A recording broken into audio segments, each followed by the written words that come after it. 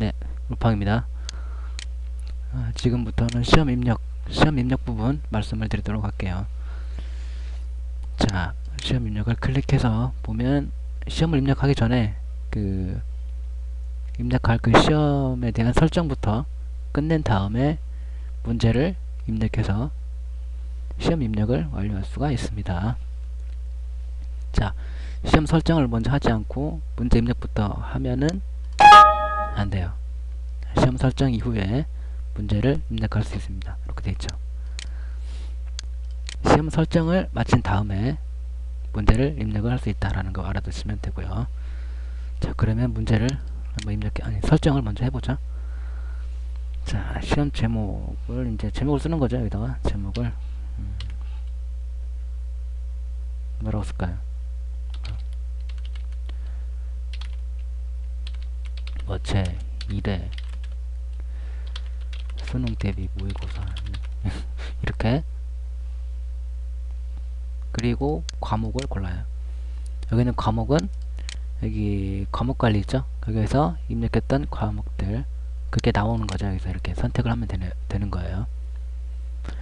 선택을 사회로 한번 해볼게요. 사회를 선택하고 시험 기간, 여기 시험 기간은 뭐냐면 이 기간 안에만 요 해당 시험에 응시를 할 수 있는 거죠. 학생들이 이 시험 기간이 아니거나 아직 안 됐거나 요 시험 기간이 지났으면 이 시험에 응시를 할 수 없게 되는 거죠. 아시겠죠? 설정 한번 해보죠. 11월 오늘이 며칠이죠? 18일이네. 18일 오늘까지 올해 1월 1일부터 11월 18일까지 이 기간 안에만 이 시험에 응시할 수 있도록 설정하고 뒤에 있는 시험 기간 없음 요거는 이제 체크를 해주면 시험 기간에 상관없이 아무 때라도 응시를 할 수가 있어요. 체크를 풀면 설정되어 있는 기간 안에만 시험에 응시할 수 있게 그렇게 되어 있습니다. 그리고 제한시간 hour, min 이렇게 되어 있죠. 제한시간은 그러니까 그 시험에 응시하는데 그 일정 제한시간이 있어요. 그 제한시간 안에 답안지를 제출을 해야만 돼요. 그 제한시간이 됐는데도 답안지를 제출하지 않았을 경우에는 프로그램 상에서 강제적으로 그 제한시간이 딱 되는 그 시간까지 체크했던 답안들을 강제적으로 제출을 시킵니다. 프로그램 상에서. 그러니까 관리자께서는 학생들한테 제한시간이 있는 시험 같으면 그 제한시간 안에 풀 수 있도록 답안지를 제출하도록 이렇게 말씀을 해주세요. 그냥 멋 모르고 그냥 널널하게 풀다가 답안지가 강제적으로 제출이 되면 학생들이 좀 황당해할 수 있으니까. 자, 그 다음에 이것도 마찬가지로 제한시간 없음 체크해주면 제한시간에 상관없이 뭐 오랫동안 응시를 할 수 있는 거죠.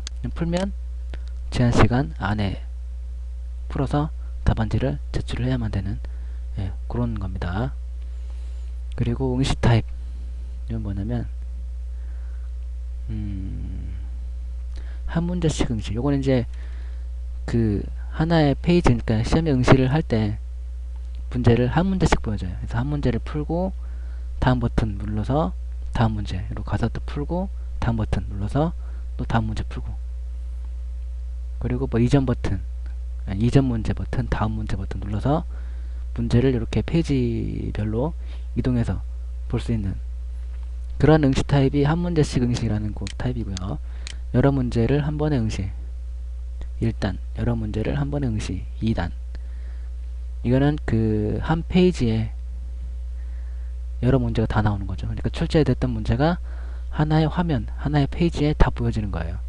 근데 1단, 2단 이건 뭐냐면 1단은 한 문제를 그러니까 가로로, 아니 세로로 한 문제 보여주고 그 밑으로 그러니까 1번 문제 보여주고, 아니 그냥 1번 문제부터 예를 들어서 10문제라면 1번 문제부터 10번 문제까지 그냥 쭉 보여주는 거죠.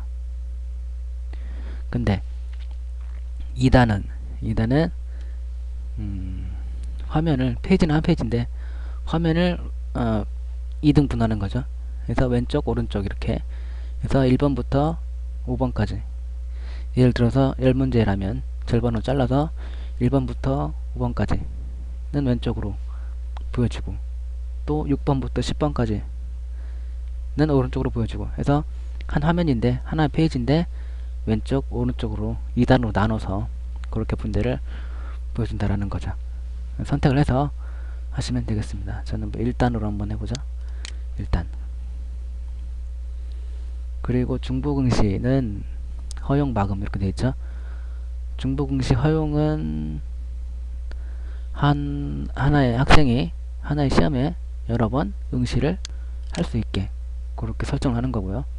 마금, 중복응시 마금은 하나의 학생이 하나의 시험에 한 번만 응시할 수 있게 하는 거죠. 여러 번 중복해서 응시하는 것을 막는 거죠. 아시겠죠? 이 시험을 지금 출제하고자 하는 이 시험에 대한 설정이죠. 그리고 채점 방식. 채점 방식은 자동 채점이 있고 직접 채점이죠. 자동 채점은 그 프로그램 상에서 채점을 하는 거죠. 프로그램이 관리자가 채점하는 게 아니라. 그래서 학생이 답안지를 제출했을 때 제출함과 동시에 채점이 끝나요. 프로그램 상에서 그렇게 채점을 합니다. 그게 자동 채점.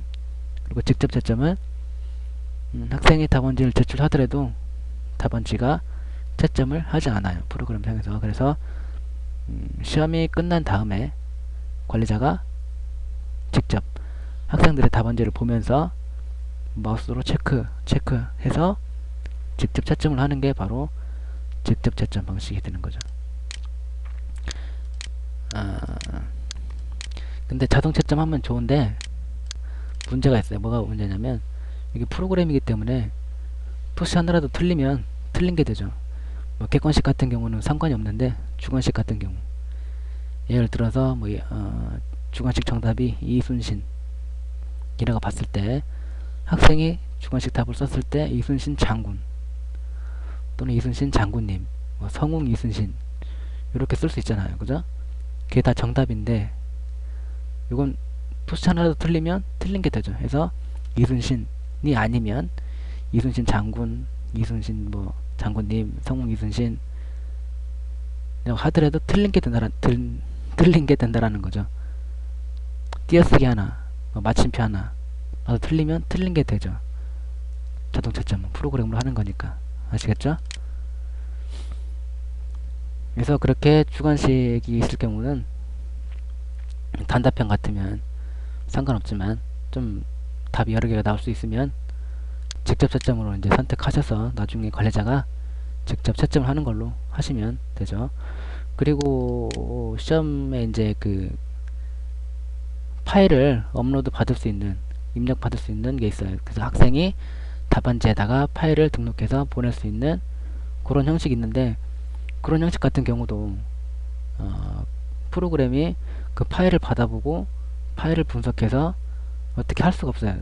점수를 줄 수가 없으니까 그런 경우는 또 틀린 거로 간주를 하거든요. 자동 채점으로 했을 때. 그런 문제가 있을 때는, 그런 문제를 출제했을 때는 직접 채점으로 해서 관리자가 채점을 할 수 있도록 그렇게 설정하셔서 사용을 하시면 된다라는 거고요. 시험 결과 공개 비공개. 공개는 뭐 기본적으로 자신이 시험에 응시했던 거는 다 공개가 되죠, 본인한테는. 근데 여기서 말하는 공개는 뭐냐면 내가 아닌 다른 사람한테도 내 성적을 공개를 한다는 얘기예요. 비공개는 시험 본 학생 그 자신한테만 자신의 시험 결과만 보여주는 거고요. 아시겠죠? 공개는 시험 본 학생 그 자신뿐만 아니라 다른 학생들까지한테 그 학생의 성적을 공개를 해버린다는 얘기예요. 몇 번 문제에 몇 번 써서 틀렸다 맞았다 그런 게 아니라 몇 점 맞았고 몇 등 했고 라는 정도까지만 해서 공개를 한다는 얘기 알아두시면 되겠습니다. 이런 식으로 설정을 마친 다음에 저장하기 눌러서 시험 설정을 마쳐요. 그런 다음에 문제 입력을 누르면 이렇게 문제를 입력할 수 있는 폼이 나와서 문제를 지금부터 입력을 하시면 됩니다. 아시겠죠? 이렇게 시험 입력에서 시험 설정하는 부분을 설명을 드렸습니다. 그러면 우선 이번 설명 여기서 마치고요. 나머지 설명은 다음 동영상에서 설명드릴게요. 여기서 마치도록 하겠습니다.